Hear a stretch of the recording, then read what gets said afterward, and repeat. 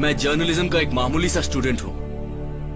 मैंने पीएचडी के लिए रिजर्वेशन सिस्टम पर रिसर्च किया है। इस रिजर्वेशन का गलत इस्तेमाल करके अब्बई नायडू जैसे कई नेता एमएलए एमपी बनकर पार्लियामेंट में घुसकर मंत्री बने बैठे हैं, ये मैंने पता किया है।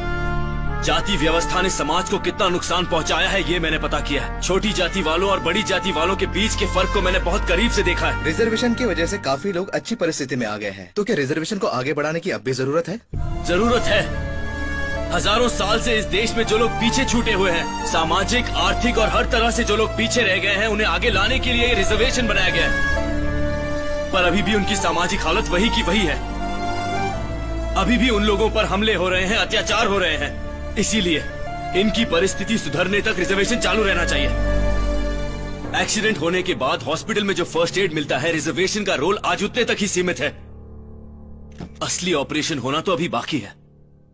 देश के सभी फायदेमंद बिजनेस आज भी ऊंची जाति वालों के हाथ में है। छोटी जाति वालों को चलने के लिए बैसाखी दे देने से ये देश नहीं सुधरेगा। इस देश में एजुकेशन, इनकम, बिजनेस का अधिकार जब तक सबको एक समान नहीं मिलेगा, ये देश नहीं सुधरेगा। आर्थिक स्थिति में समानता नहीं तो इस देश की तरक्की भी नहीं। इस रिजर्वेशन की वजह से हो रही प्रॉब्लम्स को लेकर कई सामाजिक वर्गों ने आवाज उठाई है, तो क्या इस रिजर्वेशन को हटा नहीं सकते?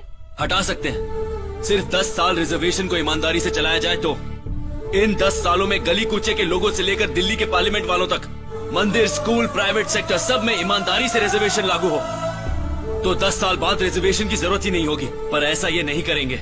इन्हें डर है कि छोटी जाति वाले ऊंची जाति वालों पर हुक्म चलाएंगे। सर, अधिकार कोई हाथ में लाकर तो नहीं थमा देता ना, उसके लिए मेजोरिटी की जरूरत होती है। तो ये सब लोग एक होकर अधिकार नहीं प्राप्त कर सकते? ये सच है। हर पार्टी में बीसी, एससी, एसटी, माइनॉरिटी वाले ही मेजोरिटी में है। ये एक हो जाए तो ऊंची जाति वाले कहीं के नहीं रहेंगे। यही वजह है कि इन लोगों को कभी एकजुट नहीं होने दिया जाता। इनमें हमेशा झगड़ा लगाया जाता है। पैसों की बदौलत एक एससी को दूसरे एससी से, एक बीसी को दूसरे बीसी से लड़वाकर उन्हें ऊपर आने नहीं दिया जाता।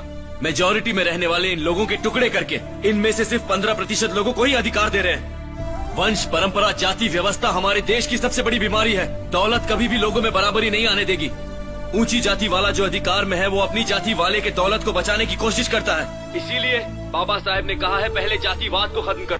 अंबेडकर ने कहा था कि तुम्हारे यहाँ काम करने वाले लोगों से तुम सिर्फ 8 घंटे ही काम करवा सकते, उससे ज्यादा नहीं। जाति, धर्म और प्रांतीयता को छोड़कर सबको शिक्षा, चिकित्सा और समानता देना सरकार का दायित्व है। क्या आप जानते हैं कि अंबेडकर जी के पास 18 डिग्रियां थी? वो खुद एक लॉयर भी थे। ऑफ कोर्स गांधी जी भी लॉयर थे, नेहरू भी लॉयर थे। फिर भी संविधान के निर्माण का काम अंबेडकर की जिम्मेदारी में ही पूरा किया गया। बताइए इसकी क्या वजह है? अंबेडकर ने जो रिजर्वेशन सुझाया था, उसका इस्तेमाल सिर्फ छोटी जाति पर हो रहा है, मगर उच्च जाति के गरीबों का क्या होगा? डियर फ्रेंड्स, इस सवाल का जवाब मैं दूंगा। रिजर्वेशन का मतलब सिर्फ गरीबी उन्मूलन बिल्कुल नहीं है। इसका मकसद गरीब को अमीर और अमीर को गरीब बनाना भी नहीं है। रिजर्वेशन का काम आर्थिक उत्थान के साथ सामाजिक उत्थान करना भी है। कुछ लोग समझते हैं रिजर्वेशन जाति खत्म कर देगा। यह बात बिल्कुल गलत है।